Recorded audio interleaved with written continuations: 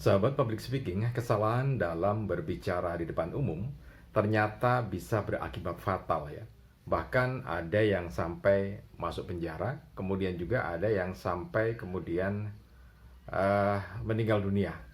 Jadi sehebat itu ketika kita salah berbicara di depan umum. Nah, bagaimana ceritanya bisa semacam itu dan itu real bukan hoax gitu ya.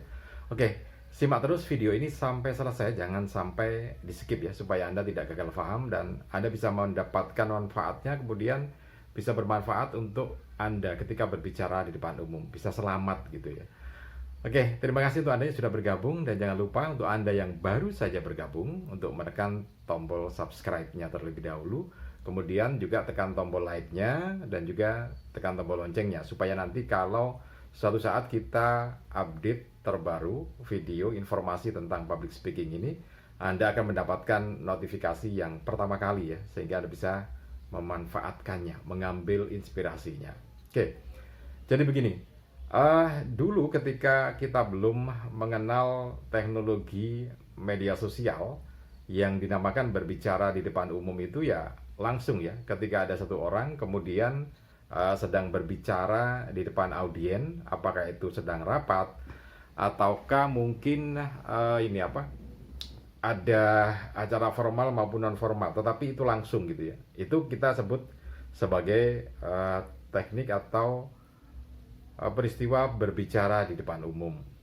Tetapi ketika media sosial sudah berkembang dengan teknologi, maka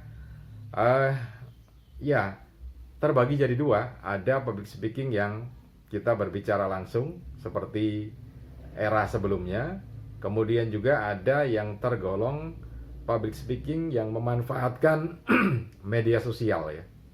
Jadi sebagai satu contoh, kalau tadi saya sebutkan di awal sebagai clue-nya bahwa ketika seseorang itu salah berbicara di depan umum bisa nyawa taruhannya gitu ya.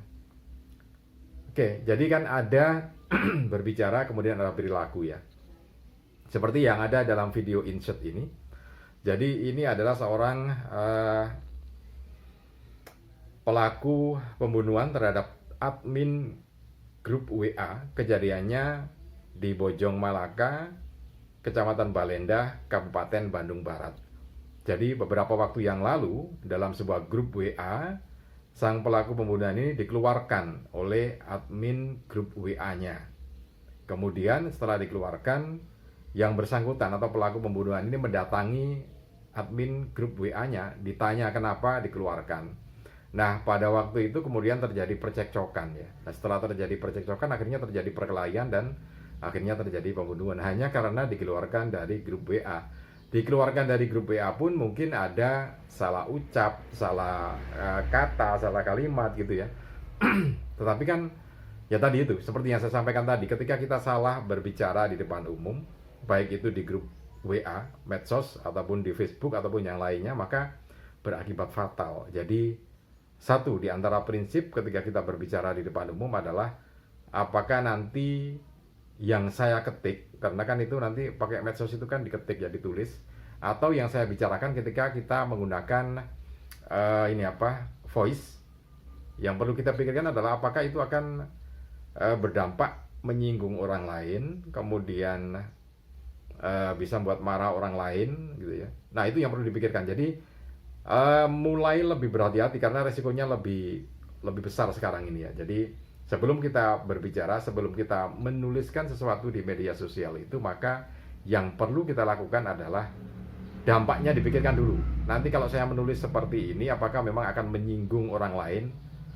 Ketika saya berbicara seperti ini di grup WA, di medsos yang lainnya, apakah nanti ada orang yang marah atau tersinggung? Nah, itu yang perlu dipikirkan terlebih dahulu sebelum kita menuliskan atau membuat voice ya.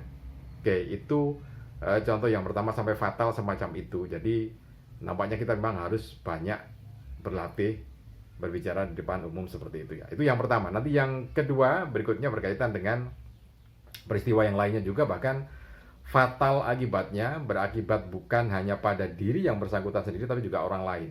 Ini yang sangat berbahaya. Oke, peristiwa yang berikutnya masih di Jawa Barat juga teman-teman. Jadi beberapa waktu yang lalu masih di dunia medsos juga ada siswa di salah satu SMA ya, sekolah menengah di Jawa Barat itu bertengkar atau cekcok dengan orang yang tidak dikenal sebetulnya. Jadi tidak dikenal betul, mungkin kenalnya di medsos tapi tidak kenal secara langsung ya.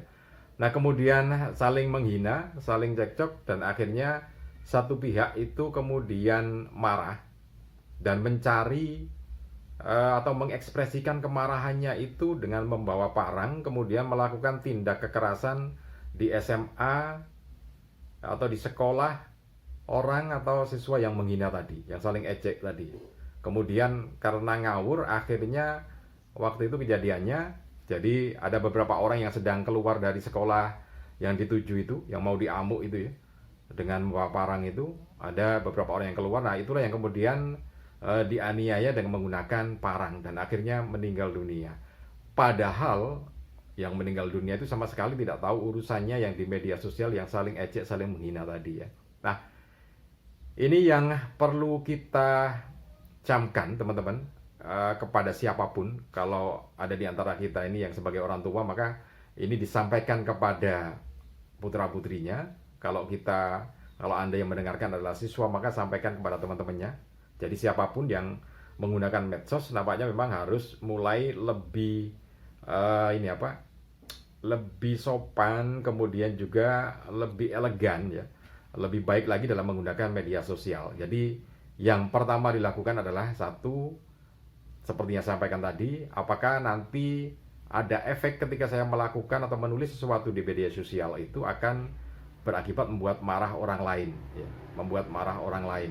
Yang berikutnya, apakah memang yang saya tulis ini akan membuat tersinggung, kemudian orang lain akan melakukan tindakan yang itu justru merusak atau destroyer gitu ya. Nah itu yang perlu dicatat, karena imbasnya sangat fatal kepada orang lain yang sebetulnya tidak mengetahui urusannya itu. Kan sangat kasihan ya, orang lain yang berbuat, orang lain yang menghina di media sosial, kemudian orang lain yang nggak tahu urusannya apa-apa jadi terkena imbasnya. Ini adalah satu di antara kemampuan public speaking kita yang terkaitan dengan etika dalam berbicara, etika menyampaikan pendapat atau ekspresi, ini yang masih sangat-sangat kurang dan minim. Karena itu dalam kasus ini adalah peningkatan dari etika dalam berbicara, karena sekarang berbicara itu di depan umum ya, orang lain, tidak hanya langsung, tapi media sosial juga bisa jadi sebagai sarananya. Nanti kita masuk yang ketiga. Sahabat public speaking, jadi yang ketiga adalah berimbas pada kasus hukum ya. Beberapa waktu yang lalu juga di Indonesia ini ada seseorang ibu-ibu yang kemudian menghina salah satu wali kota yang ada di Indonesia ini ya. Jadi penghinaan itu disampaikan melalui media sosial, ujaran kebencian, dan akhirnya berproses pada hukum. Nah, kan sangat disayangkan. Memang ini sudah dimaafkan, tetapi proses hukumnya berkaitan dengan undang-undang ITE itu tetap berjalan. Itu berimbas pada kasus hukumnya. Nah, yang berikutnya di Surabaya ini juga pernah terjadi. Lagi-lagi anak muda yang saling ejek, saling hina ya di media sosial juga, kemudian dianggap sebagai perundungan, kemudian orang tuanya juga ikut campur dan akhirnya berimbas pada proses hukum atau kasus hukum ya. Jadi awalnya ketika seseorang itu para siswa itu saling menghina, kemudian ada orang tuanya yang tidak terima. Nah kemudian orang tua ini datang ke sekolah yang bersangkutan tadi, kemudian melakukan tindak perundungan, termasuk diantaranya suruh bersujud, suruh menggonggong dan segala macamnya. Nah tapi ini memang berawal dari kemampuan kita dalam berbicara di depan umum ya, baik melalui media sosial maupun secara langsung. Semuanya memang seperti bola liar gitu ya, pembicaraan liar yang tidak terkontrol, kemudian juga tidak memenuhi prasyarat etika dan kesopanan, dan berimbas pada kasus hukum karena kemudian ini diproses hukum ya. Jadi orang tua yang tidak terima tadi kemudian dilaporkan dan diproses secara hukum, dan ternyata berbuntut panjang. Bukan saja peristiwa itu, tetapi juga peristiwa lainnya, termasuk diantaranya masalah bisnisnya berakibat panjang, karena akhirnya ada yang dibekukan rekeningnya dan segala macamnya. Nah, ini kan satu di antara sekian banyak contoh bagaimana kita harus bersikap lebih hati-hati lagi untuk anak-anak putri kita. Kalaupun ada sebagian dari putra-putri kita yang dalam kasus berbicara di depan umum ini kurang sopan, mungkin bisa diluruskan dengan cara-cara yang beretika juga supaya tidak berimbas pada diri kita sendiri sebagai orang tua. Oke, mudah-mudahan ini bisa bermanfaat untuk kita semua. Salam dan sukses selalu untuk Anda.